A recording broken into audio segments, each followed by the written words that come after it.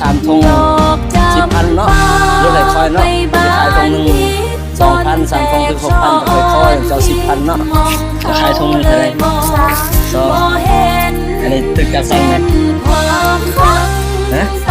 3 ถุงคือเท่าไหร่ 6,000 ก็คือค่อยซื้อ 10,000 ขายบ่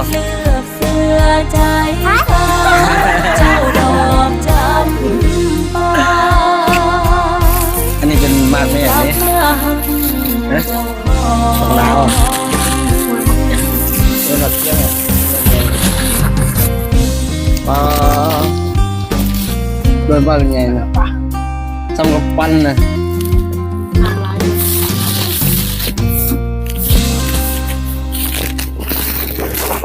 ทงบางไงนี่ขายทง 2,000 ขายซื้อแต่ก็มีกำไรบ่อ้าวมีกำไรขายเห็นยัง